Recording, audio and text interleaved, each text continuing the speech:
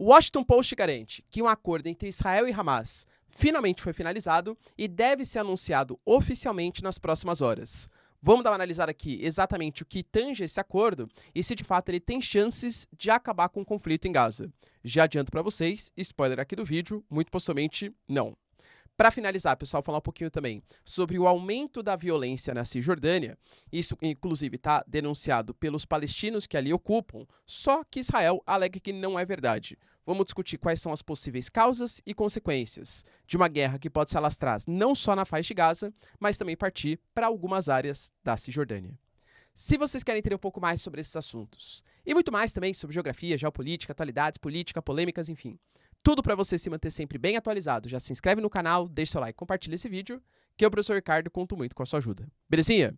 Pessoal, para quem não me segue, hein, @prof_Ricardo Marcílio e vota em mim no Prêmio Best, estou concorrendo a maior influenciador da educação brasileira em 2023, e pessoal, que honra, hein, que honra. Vota lá que eu conto bastante com o seu voto. Belezinha? Então bora lá pro vídeo, pessoal, que o assunto hoje ele é importante e pode ser um gatilho para coisas mais positivas, embora eu duvide bastante. O Washington Post ele fez ali uma reportagem que disse que ouviu, pessoal, relatos de pessoas do Catar, dos Estados Unidos, de Israel e até fontes do Hamas a partir do Catar, claro, tá? Alegando que sim, o acordo entre Hamas e Israel finalmente foi finalizado. Não é um acordo definitivo, um cessar-fogo, um fim do conflito. O que vai acontecer, a gente sabe, né, que está sobre a responsabilidade, entre aspas, sequestrado, né, ali na faixa de Gaza pelo Hamas, cerca de 220 a 240 reféns. O acordo que foi estabelecido é: teremos uma pausa humanitária durante 5 dias, ou seja, nem Israel nem o Hamas farão novos ataques nesses 5 dias, enquanto o Hamas ele vai libertando 50 reféns, não anunciou, 50 ou um pouco mais, tá? E vai liberando ali de maneira progressiva, ou seja, a cada 24 horas libera uma certa quantidade, 10 num dia, 12 no outro, 13 no outro, enfim, até ter a libertação desses 50 ou um pouquinho mais de reféns. Em troca disso, além da finalização, pelo menos durante esses 5 dias, dos ataques, Israel também vai se comprometer a deixar entrar mais ajuda humanitária pela passagem de Rafah. A gente está falando, professor, mas está entrando caminhões. Pô, beleza, né? Só que o número, até hoje, ele é insuficiente e, principalmente, Israel não deixa entrar combustíveis. Vai lembrar, pessoal, que Israel alega que a faixa de Gaza tem sim combustível, que poderia estar sendo utilizado nos hospitais para geração de energia, transporte e tal. Só que o Hamas utiliza esse combustível para fins bélicos, para produção de armas e não para ajudar a população civil da faixa de Gaza. Então, por isso que Israel falou que não daria, porque a entrada de combustível significaria o fortalecimento do poder bélico do Hamas para ser utilizado contra Israel. A gente sabe, pessoal, que Israel conseguiu importantíssimos avanços, tanto que, por exemplo, o próprio Galan, que é um dos responsáveis pela defesa, falou que a guerra agora vai sair da região da cidade de Gaza, mais ao norte, para dominar toda a faixa de Gaza, e talvez por isso, prezando também pela um possível aumento da popularidade, né, do Netanyahu, o fim, pelo menos, de alguns reféns ali estabelecidos, estabelecer uma pausa humanitária, até porque a gente sabe também que existe uma baita pressão no cenário internacional. Vale ressaltar também, pessoal, que oficialmente a Casa Branca, tá, se pronunciou, alegando que não existe esse acordo ainda, que sim, eles estão num período de negociação. O Hamas não se pronunciou oficialmente, mas a gente sabe, né, que o Hamas inclusive alegou que Israel não quer fazer pausa humanitária, porque segundo o Hamas, se existem reféns na faixa de Gaza, é toda a justificativa que Israel precisa para fazer ataques e fazer o que de fato eles querem, segundo o Hamas, que é tirar a população palestina da faixa de Gaza e expulsar colocando em outros territórios para a criação do que ele chama ali de zona tampão. E o Benjamin Netanyahu, ele já tinha falado no passado, recente, tá? Pô, essa semana ainda, quer dizer, hoje é domingo, né? Então, semana passada, ele tinha falado que existe sim uma negociação em voga sobre a libertação de reféns, só que ele não falaria sobre o assunto, porque quanto mais ele fala, mais as chances de dar errado. E ele também garantiu, tá, que por enquanto não existe nenhum acordo, mas que assim que houver, ele passará mais novidades. Professor, você fala então, né, você falou na introdução, que mesmo com essa possível pausa humanitária, finalmente, né, um acordo ali entre as duas partes, não existe uma chance de paz, né? E, galera, de verdade, não, tá?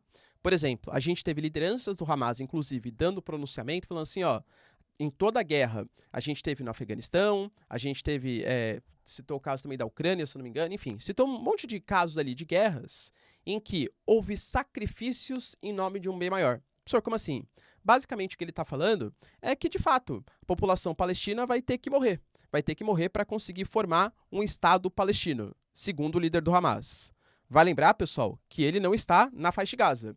Então ele fala em sacrifício da população palestina, mas ele se sacrificar pela causa, ele não quer, né? Enfim, né? Hipocrisia mod on, né? Enfim, tá? Mas vamos parar por aqui.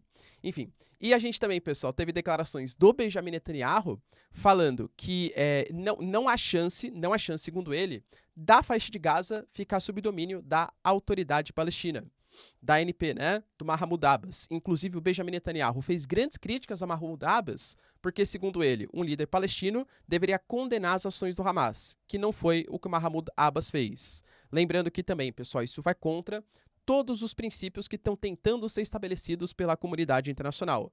A gente já teve o Antony Blinken dos Estados Unidos se mostrando favorável à criação de um Estado palestino na faixa de Gaza, com a Autoridade Nacional Palestina comandando aquelas posições, uma coalizão de países árabes, com Egito, Jordânia, Arábia Saudita, etc., também sendo favorável à Autoridade Palestina, mas aparentemente, segundo Benjamin Netanyahu, não é isso que vai ser feito, tá? Ou seja, a pressão pode aumentar bastante e, como eu falei para vocês, ele não está prevendo, pelo menos oficialmente, nenhum tipo de acordo de paz. A palavra de ordem ainda é aniquilar o Hamas e garantir que não haja mais radicalização, a maneira israelense de fazer isso, né, na faixa de Gaza. Por isso que eu acho que não vai ter nenhum tipo de acordo de paz. Pelo menos não, por enquanto.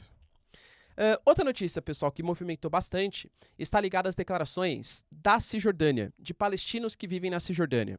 A gente não pode esquecer, galera, que lá nos acordos de Oslo, da década de 90, tem aquela foto famosíssima, né, que você tem o Rabin, o Bill Clinton e o Yasser Arafat, antiga liderança, né, da OLP, enfim, foi assinado um acordo em que a Cisjordânia, ela inicialmente seria dividida em 3 anexos ali, né? O anexo A, o anexo B e o anexo C.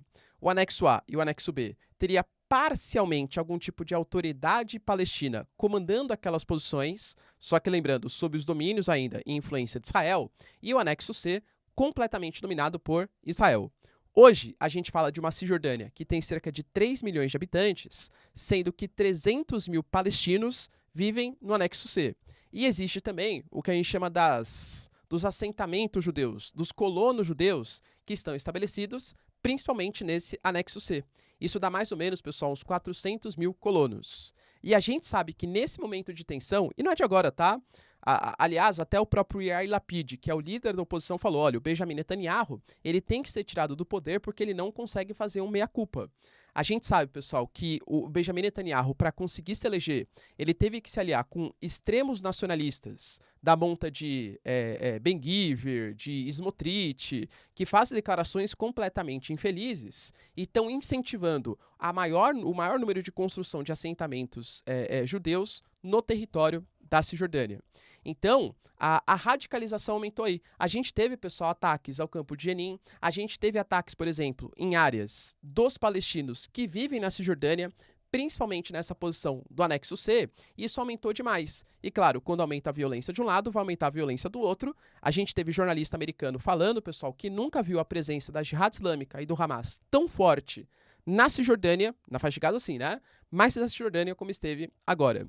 Então, as declarações, pessoal, dão conta que a gente teve, por exemplo, políticas de armamento de civis ali na Palestina, mas os colonos judeus, né? Pô, tem foto do Itamar Ben-Gvir, pessoal, concedendo ali armamentos para os colonos.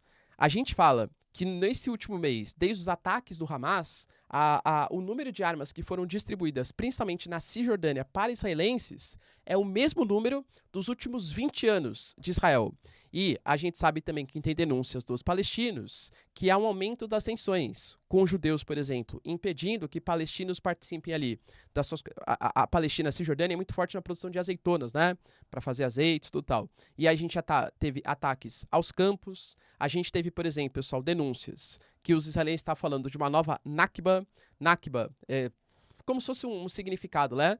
lá na Guerra de Formação de Israel, quando vários palestinos foram expulsos da sua terra depois da guerra e da formação do Estado de Israel, na época a gente fala de mais ou menos 750 mil, né? E 500 vilarejos que foram invadidos. Então falo de uma nova Nakba, ou seja, uma nova expulsão dos palestinos para a Cisjordânia também ficar sob total domínio dos israelenses.